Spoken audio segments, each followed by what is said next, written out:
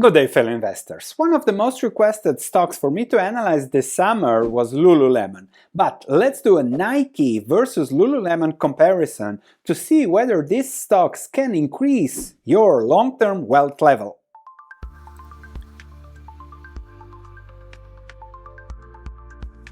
If we start with Nike, the current P/E ratio is high, but that is because of lower earnings, there is a dividend yield, and the stock is already up 45% since April as Bill Ackman entered, and there is the hope that they are, let's say, turning ship around. On the other hand, Lululemon has a P ratio of just 13 and the stock is severely down more than 50%.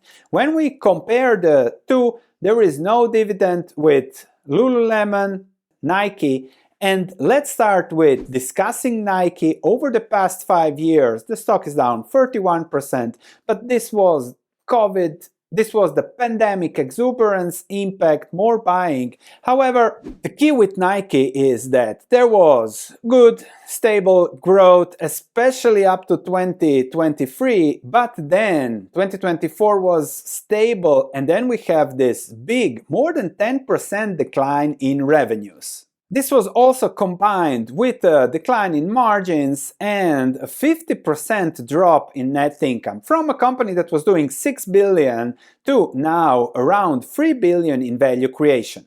If we look a little bit at their last reported earnings, you can see here that they are working on repositioning the business through their Win Now and other new brands that they are, let's say, trying to get back to where they were. However, the expectations were of growth continues forever. That has changed, and the last quarter reported has seen 10% down revenues, which is insane for a company that was expected to grow 8% per year forever. Diluted earnings also much lower. Everything looks very, very bad. But what's going on? Their analysts started to think that Nike has reached an inflection point, and in this case, JP Morgan's Matthew Boss has upgraded the stock from neutral to overweight. Further, Bill Ackman also is promoting his position, discussing how these are the early stages of a turnaround under the new CEO, Elliott Hill, how new franchises like the Vomero 18 will run revenue growing, and that Caitlin Clark and all the other things will likely return Nike to historical levels of profitability over the next several years. And now we as investors have to see how and what does these historical levels of profitability and growth mean from an investing perspective. The historical levels are a long track record of high single-digit revenue growth and low mid-teens margins, net profit margins. And if you look at the stock, if you go for those margins, then we are back to 6 billion in profits, which means that the same valuation like the market now, you can see still 150 as a stock price over the next few years if things return to normal. And if we go here, you can download this on my free investing course, and if we go to our intrinsic value table, let's check Nike's intrinsic value. The high level earnings reached a few years ago are 373.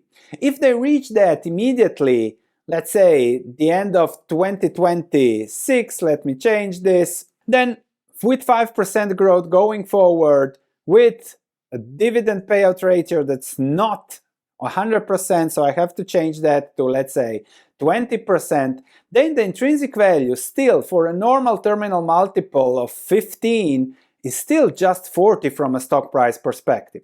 In an exuberant situation, 8% growth like Ackman expects from Nike with a terminal multiple of, let's say, 30, which is in line with the market, then yes, then you can expect an 80% growth in the stock price and a stock price of 120.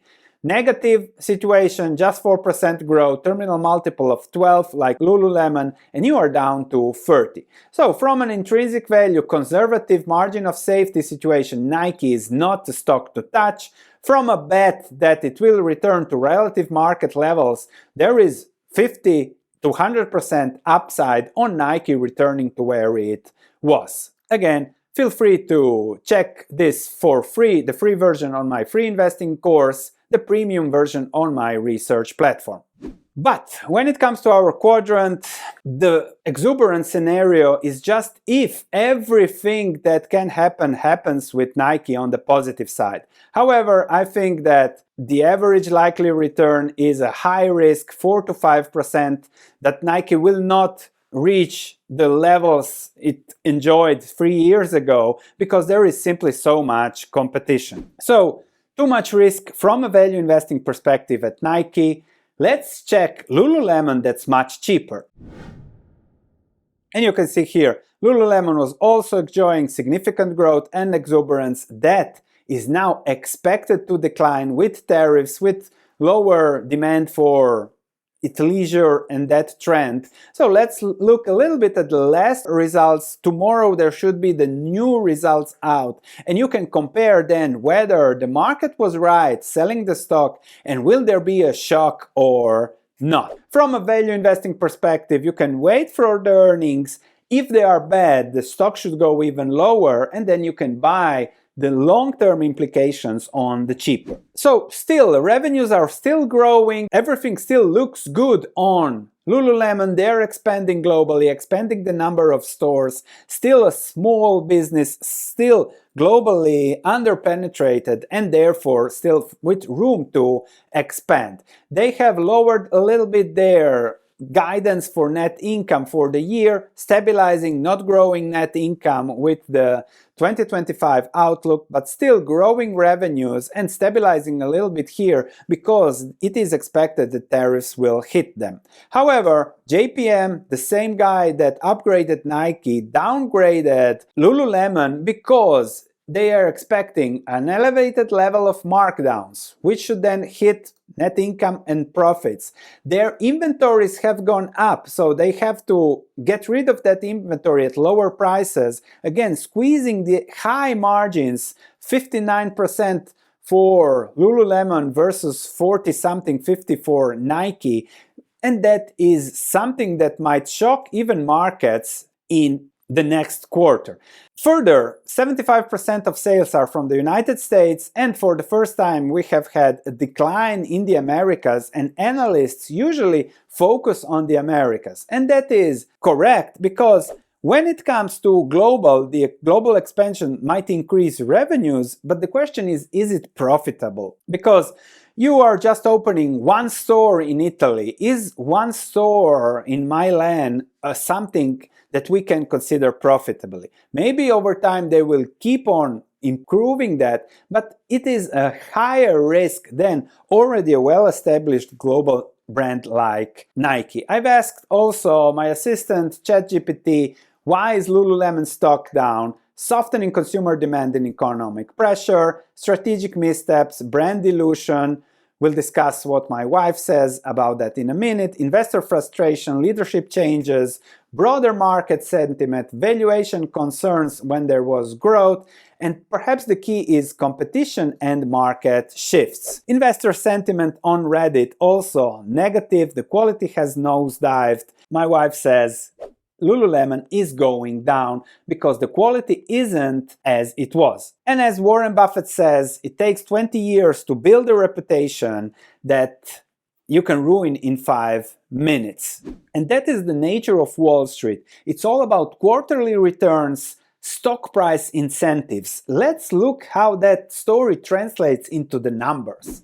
If we look at Lululemon's numbers, there was huge growth up to 2025, now growth has stalled, but look at the gross margins. Gross margins went from 50 to a staggering 59, which means that they started to or increase the prices or lower spending on the quality of the items. And the talk on the street is that they did exactly that. They spent less on quality, increased margins, took the money, huge profitability, took the money for as long as it was capable, but in the meantime significantly hit their brand, which is already seen in the stock price.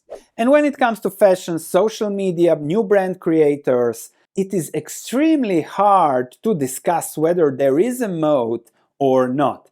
It's hard from a value investing perspective. Okay, this has a low PE ratio. It might go back to where it was. Nike might turn around the ship to where it was, and then you make your 50, 100%. But the risk is always, what if it doesn't? What if there are more issues? And that's something that simply doesn't fit this value investing perspective that we are discussing on this channel. But from a valuation perspective, I have added Lululemon. This will be, when the video comes out, this will also be all updated here. So if you download the updated version, earnings per share 14, and then you look at the intrinsic value with 5% growth rate, terminal multiple 15, 247 per share, but the dividend payout is 0 for Lululemon, and that lowers everything to 132. We can go to the exuberant side, and then we are at 207% growth rates, 20 PE ratio.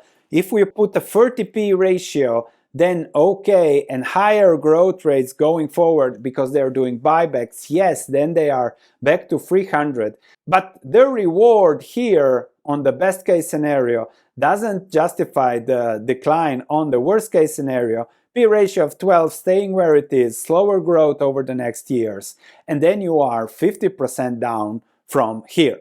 Value investing quadrant. It is cheaper than Nike. If they can do it, then there are good returns possible, but higher on the risk side. So with fashion, you never know what the next trend will be, and therefore it's not a value investment. Bill Ackman is betting. Everything is into options with him. So if Nike doesn't do well, he will just lose a fixed amount. If Nike does well, he will have a 5x return on that. So that's something to think about. He's protector on his maximal downside, and that is how you have to approach these fashion investments when the opportunity arises. However, that's not value investing, that's not what we do on this channel, but you asked for it, so I hope you enjoyed my perspective. Thanks for watching, and I'll see you in the next video.